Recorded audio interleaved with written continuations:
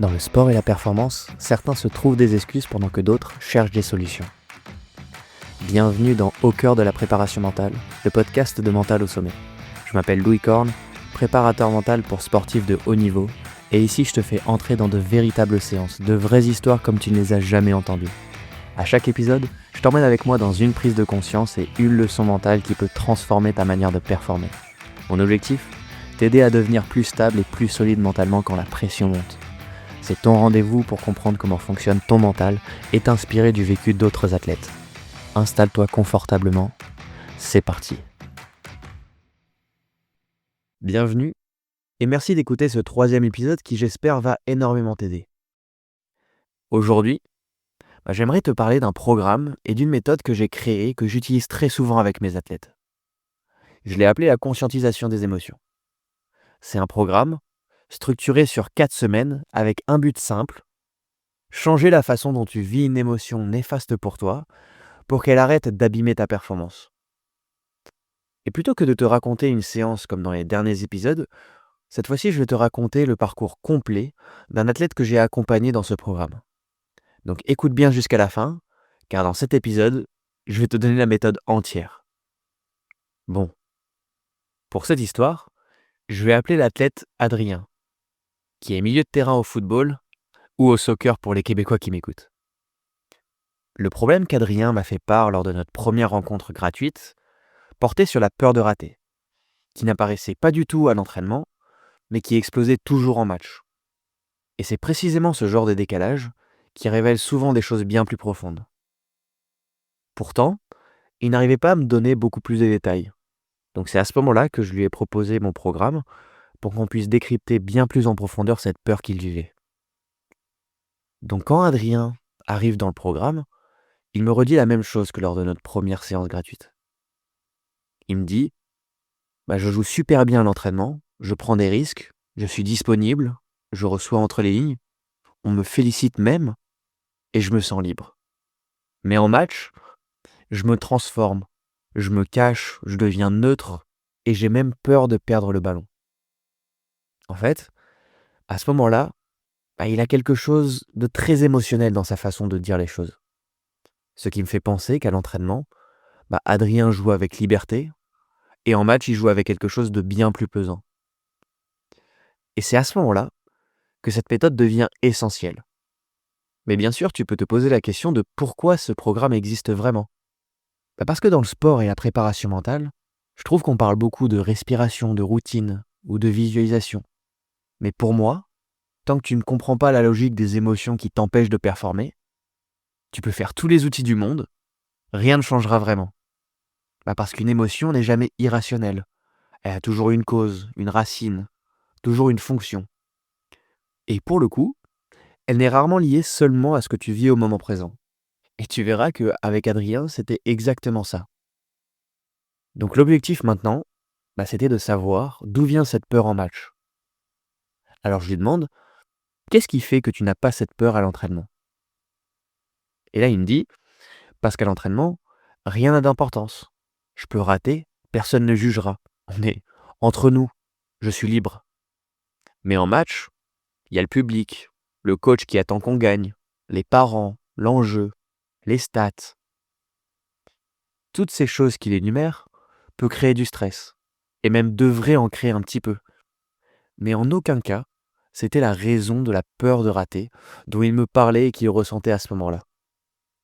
Par contre, ça devait activer quelque chose de bien plus profond. Alors je lui pose une question simple. Je lui dis, est-ce qu'il y a un moment plus jeune où rater avait des conséquences ? Et là c'est fou, mais tout s'ouvre. Il me raconte un test qu'il avait passé à 14 ans dans un club professionnel. Et ce jour-là, un éducateur lui avait dit, en gros, si tu perds le ballon au milieu, tu dégages. Cette phrase à cet âge-là, comme tu peux l'imaginer, n'a pas été entendue comme un conseil, mais bien comme une menace. Et son cerveau a créé une stratégie parfaite pour survivre à cette menace. Cette stratégie, c'était, en match, ne touche pas le ballon. Car si tu ne touches pas le ballon, tu ne peux pas le perdre, donc bien sûr tu es en sécurité. Et du coup ça explique pourquoi, en entraînement il ne voyait pas de menace, donc il pouvait s'exprimer, Mais en match, par contre, vu qu'il y avait une menace activée, il se cachait. Ce n'était donc pas une peur du ballon, c'était une peur de revivre ce moment-là, une peur du jugement, du rejet, d'être insuffisant. Et tant que cette racine-là n'était pas mise en lumière, bah, aucune technique mentale ne pouvait vraiment fonctionner sur le long terme. Bon, maintenant j'aimerais te montrer plus en détail ce que le programme et la méthode de conscientisation des émotions lui a réellement permis de faire. Voici comment en 4 semaines, Adrien a transformé sa manière de vivre cette émotion, pas en supprimant sa peur, mais en la comprenant et en l'acceptant. La première étape, c'était d'identifier l'émotion, en nommant ce qu'il ressentait vraiment. Tu sais, au tout début, je te disais que Adrien disait: «J'ai peur de perdre le ballon». Mais ça, c'est pas une émotion, c'est une conséquence. L'émotion réelle, c'était la peur du jugement, la peur de décevoir ou la peur d'être mis de côté. Rien que le fait de poser les bons mots, ça change tout.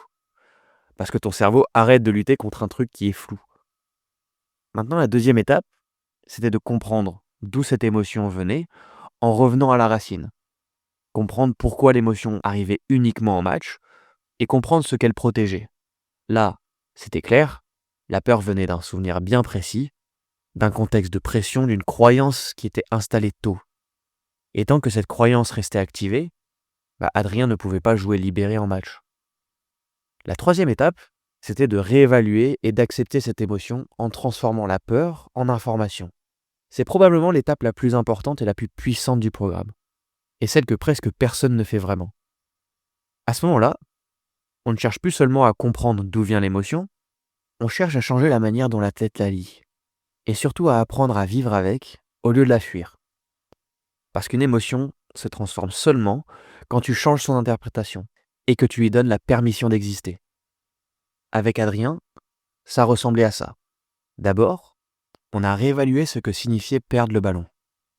Il est passé de perdre le ballon est égal à je suis un mauvais joueur ou je peux être rejeté à des croyances beaucoup plus réalistes, beaucoup plus aidantes. Par exemple, c'était perdre le ballon fait partie de mon poste ou je suis jugé sur ma disponibilité, pas sur la perfection. Il y avait encore mon rôle, c'est de fluidifier, pas d'être irréprochable. Quand l'interprétation change, l'intensité émotionnelle change aussi. Mais bien sûr, ce n'est pas suffisant. Ensuite, vient quelque chose d'encore plus important. Accepter l'émotion. Et c'est à ce moment-là que le vrai shift arrive. Parce que accepter, ça veut dire accepter que la peur revienne, qu'elle fasse partie de moi, qu'elle n'est pas un danger, et que je peux performer avec elle, car je n'ai pas besoin d'être sans peur pour être bon sur le terrain. Adrien m'a dit à un moment une phrase que j'ai notée tellement elle était juste. Il m'a dit: «Quand j'arrête de me battre contre ma peur, elle baisse toute seule».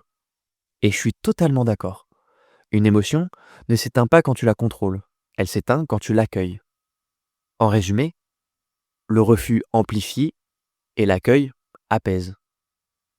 Et là, en réévaluant son sens et en acceptant sa présence, Adrien a arrêté de voir la peur comme un signal d'alarme, et il a commencé à la voir comme une simple information.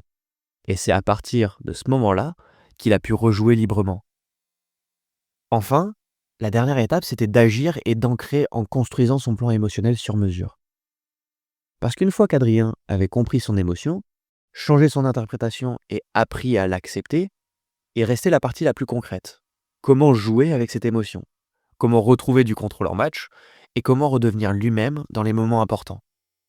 C'est là que toute la partie action du programme devient essentielle. Avec Adrien, on a construit son plan émotionnel, c'est-à-dire tous les repères qui lui permettent de revenir à lui-même quand l'émotion revient. Et là, je vais te donner exactement ce qu'on a mis en place. On a mis en place son mot-clé lié à sa disponibilité. On a parlé de sa posture avant d'appeler le ballon. On a mis en place un geste d'ancrage pour se reconnecter rapidement et parler bien sûr aussi de son intention émotionnelle, comment il veut se sentir. Ici, pour lui, c'était d'être confiant, léger, responsable. Et en dernier, on a mis en place une routine de match, simple, concrète et reproductible. Ces outils-là ne sont pas là pour supprimer la peur, ni pour jouer dans un état parfait, ils sont là pour une chose, avoir un plan clair quand l'émotion revient, parce que l'émotion reviendra, et c'est normal. Le but n'est pas d'être un athlète sans peur, le but est d'être un athlète qui sait quoi faire avec sa peur. Et c'est exactement ce qui s'est passé. Parce qu'au fil des matchs, Adrien a commencé à utiliser son plan bien plus naturellement. Quand la peur montait, il n'essayait plus de la bloquer, il revenait à ses repères, à ses intentions, à son corps et à sa disponibilité. Et c'est à ce moment-là que la magie opère. Parce que petit à petit, il a retrouvé sa disponibilité entre les lignes, son courage pour se montrer, son volume de jeu, sa capacité à prendre des décisions rapides et sa vraie personnalité sur le terrain. Il n'était plus écrasé par l'émotion, il n'était plus défini par elle. Il la comprenait, il la traversait et surtout, il la remettait enfin à sa vraie place, celle d'une information, pas d'une identité. Et c'est là qu'on voit la différence, quand un athlète se connaît et se comprend, car il ne dépend plus des circonstances. Il devient stable, lucide, et il redevient lui-même, match après match. Maintenant, ce que je veux que tu retiennes pour toi, c'est que si tu ressens quelque chose uniquement en match, ou que tu te transformes sous pression, ou même que tu as l'impression que tu joues plus petit que ton vrai niveau, sache que c'est presque toujours lié à une émotion ancienne, pas un problème de compétence. Et tant que tu ne fais pas ce travail-là, tout ce que tu fais en surface ne suffit pas. Mais quand tu comprends ton émotion et que tu apprends à l'accepter, tu deviens beaucoup plus stable, plus libre, et tu arrêtes de saboter ton plein potentiel. Donc si tu veux toi aussi transformer ton rapport aux émotions, car tu t'es peut-être reconnu dans ce que j'ai raconté, ou car tu veux en savoir juste plus sur le programme, tu peux m'écrire directement sur Instagram, @mentalaussommet. C'est sur 4 semaines, 4 séances personnalisées pour toi et 100% adaptées à ton sport. Donc réfléchis-y, et moi je te dis à la prochaine. Merci d'avoir écouté Au cœur de la préparation mentale. J'entends souvent que le mental représente une grande part de la performance, mais je me rends compte qu'encore trop peu d'athlètes lui consacrent réellement du temps. C'est pour ça que je crée ces épisodes et tout le contenu que je partage sur Instagram, pour rendre la préparation mentale accessible et la faire connaître au plus grand nombre. Donc si tu as un ami, un coéquipier ou un coach qui pourrait bénéficier de ce que tu viens d'entendre, envoie-lui ce podcast. Parfois, une simple recommandation peut changer une trajectoire. Et si toi maintenant, tu veux aller plus loin et devenir un athlète plus stable et plus lucide, écris-moi directement sur Instagram ou remplis le formulaire dans ma bio pour qu'on puisse travailler ensemble. Et souviens-toi, la performance commence dans la tête et se construit tous les jours. À très vite pour un nouvel épisode.